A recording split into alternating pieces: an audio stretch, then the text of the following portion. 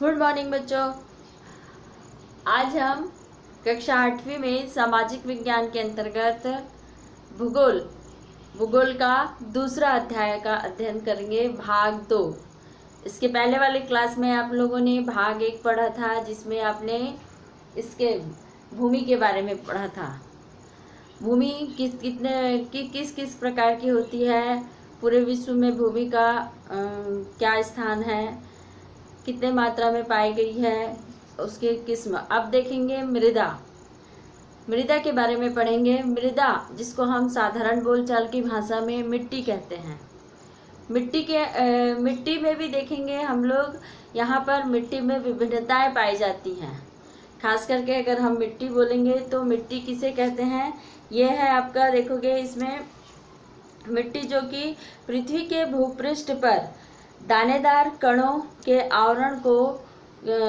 आवरण की पतली परत मृदा कहलाती है।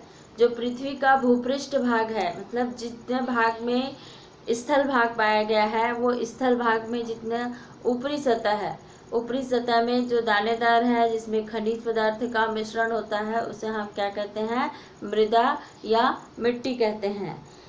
अब यह भूमि से निकटता से जुड़ी हुई होती है। स्थल रूप में मृदा के प्रकार देखोगे, ये स्थल रूप में मृदा के प्रकार इसमें दिखाया गया है। आपके ये चित्र में, ये वाले चित्र में आपको दिखाया गया होगा। इसमें देखेंगे जो सबसे ऊपरी सतह है, जहाँ पर हम किसी चीज का उत्पादन करते हैं, वहाँ पर देखोगे ह्यूमस वाली मिट्टी होती है, मतलब रासायनिक मिट्टी, चाहे वो जैविक खाद के माध्यम से हो, तो वहाँ पर हम किसी भी चीज का उत्पादन करते हैं और वहाँ पर वनस्पति लगी हुई होती है, मतलब भूमि का जो ऊपरी सतह है उसको कहते हैं। आप देखेंगे ये जो उसके नीचे में पाया जाता है वो बलुआ मिट्टी होता है। फिर उसके बाद देखेंगे अपेक्षित जो चट्टानें, क्योंकि जैसे जैसे हम धरती के अंदर जाते जाते हैं उसमें हमको विभिन्न प्रकार की चट्टानें देखने को मिलता है। तो ऊपरी सतह जो होता है वो तो मृदा होती है, मिट्टी बारीक बारीक जो धूल के कण होते हैं, ह्यूमस वाली मात्रा होती है, उसको हम कहते हैं।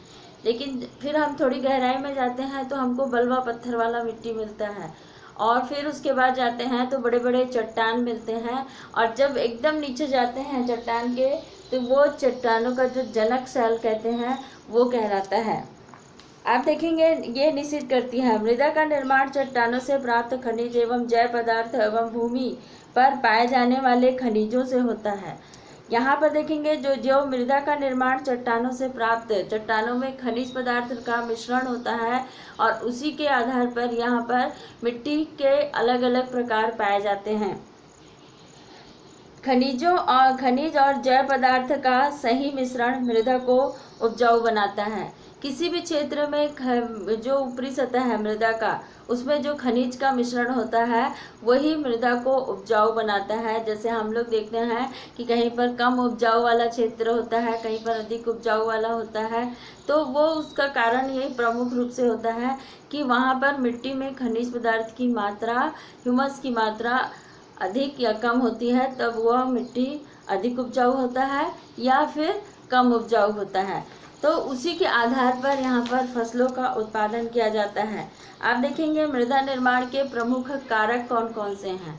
मृदा निर्माण के प्रमुख कारक में देखेंगे मुख्य कारक हैं जनक शैल के रूप में, और यहाँ पर जल या जलवायविक कारक होते हैं, जिसमें मृदा निर्माण में अनेक कारक स्थलाकृति, जैव पदार्थ तथा भूमि और मृदा निर्माण में यहाँ संगठक में लगाया जाता है।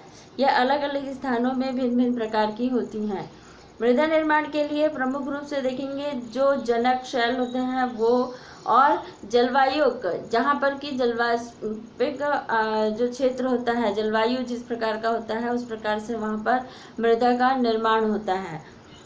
इसी में देखेंगे मृदा का निम्नीकरण एवं संरक्षण का उपाय किस प्रकार से होता है। तो मृदा का निम्नीकरण कैसे किया जाता है और उसका संरक्षण किस प्रकार से किया जा सकता है, इसको हम आगे पढ़ेंगे। जिसमें मृदा अपरदन में क्षीणता मृदा संसाधन के लिए 2 प्रमुख खतरे होते हैं। मृदा अपरदन के लिए, मृदा अपरदन मतलब अपक्षय है, जो कि एक जगह से दूसरी जगह जो बहकर आती है उसमें। मृदा अपक्षय में प्रमुख रूप से देखोगे यहाँ पर जो मानविक क्रियाएं होती हैं उसके द्वारा होता है। प्राकृतिक प्रकोप जो जिसमें देखेंगे बहुत तेज हवा चलती है या पानी गिरता है, या पशु पक्षियों के द्वारा क्या होता है, मृदा का अपरदन होता है, एक जगह से दूसरे जगह मृदा अपरदन होता है, जिसके कारण से अपक्षय की क्रिया होती है। तो उसी में बताया है कि इसमें प्राकृतिक दोनों ही कारकों में मृदा का निम्नीकरण हो सकता है। मृदा के निम्नीकरण में सहायक कारक है इसमें वनोन्मूलन। वनोन्मूलन मतलब बहुत अधिक मात्रा में वनों की कटाई, और फिर उसके बाद है अतिचारण की बहुत अधिक मात्रा में पशुओं को चराने के लिए हम वनस्पतियों को काटते हैं वो। फिर उसके बाद है रासायनिक उर्वरकों की अधिक उपयोगिता, मतलब अधिक उत्पादन करने के लिए हम अधिक रासायनिक चीज़ों का उपयोग करते हैं, उसके कारण से भी मिट्टी की जो ह्यूमस की मात्रा है या उर्वरक शक्ति है वो क्या होती है, धीरे धीरे कम होने लग जाती है। और अत्यधिक कीटनाशक दवाइयों का उपयोग करने से भी मृदा का अपरदन, मृदा में जो ह्यूमस की मात्रा है वो क्या होती है, बहुत कम होने लग जाती है। इसी में देखेंगे कि यहाँ पर हम मृदा को संरक्षित करने के लिए किस प्रकार के तरीके अपनाते हैं, वो है खेती के माध्यम से। खेती के माध्यम से हम विभिन्न प्रकार के तरीकों को अपनाते हैं जिससे हमारा मृदा अपरदन न हो और उसमें ह्यूमस की मात्रा कम ना हो। तो उसके लिए देखेंगे इसमें हम एक तो है इसमें मलद बनाना, जिसमें पौधों के बीच अनावरित भूमि जैव पदार्थ जैसे यहाँ पर प्रवाल तक दी जाती है, इससे मृदा का आर्द्रता रुक जाती है। इसमें देखेंगे जो एक तरीका अपनाया गया है जिसमें पौधों के बीच अनावृत भूमि, जैसे हम कृषि करते हैं तो भूमि में पौधे लगाते हैं, पौधे के बीच में थोड़ी सी भूमि छोड़ते हैं, फिर पौधे लगाते हैं, तो उससे क्या होता है कि मृदा की जो उर्वरा शक्ति है वो बनी रहती है और मृदा अपरदन भी नहीं होता है। दूसरा है इसमें वेदिका फार्म के आधार पर देखोगे जो आपका ये वाला जो चित्र दिया है वेदिका फार्म में, जब पहाड़ों का जो बहुत अधिक ढलाऊ क्षेत्र होता है तो वेदिका कृषि उसी प्रकार से की जाती है जिसमें ढलाऊ वाले क्षेत्र में कृषि की जाती है और वहाँ पर फसल का उत्पादन किया जाता है, जिसमें देखेंगे चौड़े समतल सोपान अथवा वेदिका तीव्र ढालों पर बनाए जाते हैं ताकि यहाँ पर सपाट सतह फसल उगाने के लिए उपलब्ध हो जाए। इसमें पृष्ठीय प्रवाह तथा मृदा अपरदन कम होता है और इसी के कारण से देखते हैं जो वेदिका कृषि जो अपनाते हैं उसके कारण से क्या होता है, मृदा अपरदन की संभावना बहुत कम होती है, क्योंकि ये ढलाऊ वाले क्षेत्र से फिर सपाट वाले क्षेत्र मैदानी भाग में वहाँ पर कृषि की जाती है ताकि वहाँ पर मृदा का अपरदन कम हो सके। फिर उसके बाद है देखेंगे समोच्च रेखीय जुताई के आधार पर यहाँ पर पहाड़ी ढलानों पर समोच्च रेखीय एवं समानांतर जुताई ढाल के नीचे बहते जल के लिए एक प्राकृतिक अवरोधक का निर्माण करती है। ये समोच्च रेखा के आधार पर एक पहाड़ी ढाल पर समोच्च रेखाओं के समानांतर जुताई ढाल पर जुताई ढाल से नीचे बहते जल के लिए एक प्राकृतिक अवरोध का निर्माण करती है। जो ढलाऊ क्षेत्र होता है वहाँ पर उसके लिए क्या करते हैं, जैसे आपका ये वाला भाग दिया है, ये वाला चित्र में देखोगे ये जो ढलाऊ क्षेत्र है यहाँ कृषि कर रहे हैं, लेकिन ढलाऊ क्षेत्र होने के कारण से उसके बाद जो खाई बनाई जाती है वहाँ पर क्या होता है, पानी आकर रुकता है और पानी आकर रुकता है जिससे वहाँ पर इसमें यहाँ पेड़ पौधे लगे रहने के कारण से इसमें मृदा अपरदन की संभावना कम होती है। उसी के आधार पर यहाँ पर मृदा अपरदन को रोकने के लिए अधिक करके तीसरा जो है इसमें कि रक्षक मेखलाएं, जिसमें तटीय प्रदेशों में शुष्क प्रदेशों में यहाँ पर क्या किया जाता है, पवन की तेज गति को रोकने के लिए लाइन से बड़े बड़े वृक्ष लगाए जाते हैं, जो ऐसे पौधे लगाए जाते हैं जो बहुत लंबे ऊंचाई तक जाते हैं, जिससे क्या होता है बहुत तेज से जब हवा चलती है तो वो हवाओं का जो तेजपन होता है उसको रोकने में सहायक होती है। इसी में देखेंगे, अब देखेंगे यहाँ पर समुद्र रेखा इसी और चट्टान का बांध बनाकर भी हम क्या कर सकते हैं, मृदा अपरदन को रोक सकते हैं। और उसी के आधार पर बीज की फसल का उगाना मतलब जो फसल चक्र है उसका उपयोग करके, फसल चक्र मतलब कि हम फसल को जब लगाते हैं तो फसल को बदल बदल कर लगाएंगे तो क्या होता है, उससे भी मृदा अपरदन नहीं होता है और एक कि मृदा का जो ह्यूमस की मात्रा होती है वो बनी की बनी रहती है।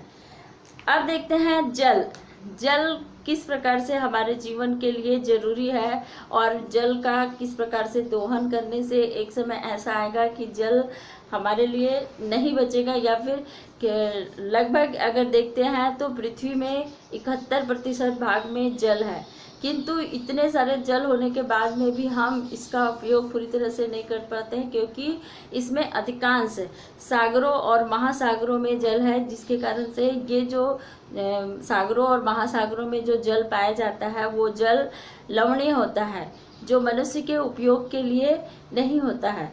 खाली हम जो इसमें जो कुछ मात्रा ही इसका उपयोग हम कर सकते हैं, जिसमें देखोगे अधिकांश करके ये जो हिमालय पर्वत है, हिमालय पर्वत में जो बर्फ से ढका हुआ पहाड़ी है वो उसका जल जो आता है हमारे लिए वो हमारे लिए उपयोगी होता है।